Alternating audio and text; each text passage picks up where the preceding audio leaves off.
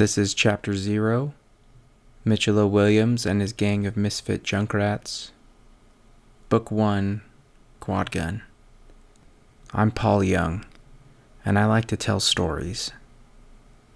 And the story I'm going to tell to you through this YouTube channel is one of my favorites. It's one of my best works. And I find that the more I write, the better my works become. And I'm going to start you off with a map.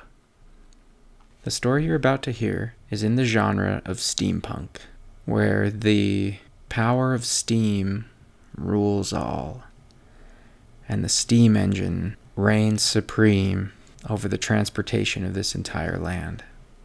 Now, the lines between those cities are railways. This is the known world, and it's unlike the world we live in the fact that there are islands, and the seas surrounding these islands are not made of water, they're made of clouds. And nobody goes under the clouds. In most cases, there are cliffs. In some cases, there are gentle slopes into the unknown. But what everyone understands in this world is that if you go under the clouds, you don't come back. So the clouds act as kind of our ocean in this world. The cloud sea that spans the gap from the shifting sands to the Sustan lands, to Pandas One, the rigid coast, and the woodland ghats, as the biggest sea in the world. Now, I call it the known world because there might be other things beyond this map, but the people of this world don't know what that is. There's the mists that are connecting Pandas 2, Ataria Lakes, and the mines of black gold. And then there's the tumult edge underneath them all. And the rigid coast, especially the city of Brass, where this story begins, borders the tumult edge. Now, unlike the other seas, the tumult edge is always moving, and it's darker than the other seas, and it's writhing in unforeseen patterns. At times, it will engulf the rigid coast and snow heavily, and some people think that that is the actions of Lurius the Kraken, who lives underneath the clouds. To some people, it's a religion, and they worship Lurius. Some people think it's just a myth, or an excuse, or a reason as to why the sea is different than all the others.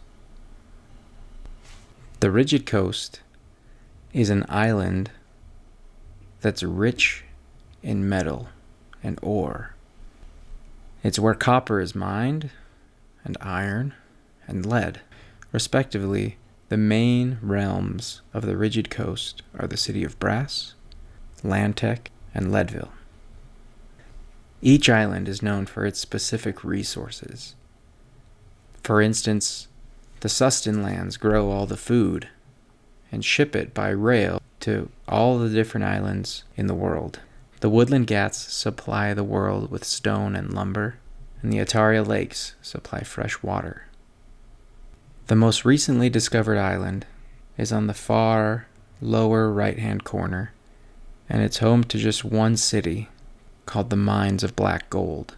And Pandas 1 and Pandas 2 represent cotton and silk. Because of their closeness of resources, they're at war. You'll notice the blue star on the map as a rail line that's been shut down because of the war that's been going on the past few years. The other star is the construction of the latest sky bridge, a railroad that spans from Pandas 2 to the rigid coast, but it's not completed just yet. And the shifting sands is a desert with no cities. I'm doing this story differently than the other books that I've written. This one is being written as it's being published, And so those who watch the videos as they're being made can have an effect on what goes on. I've designed the characters to be versatile, and that when a choice comes to them, they can go either way.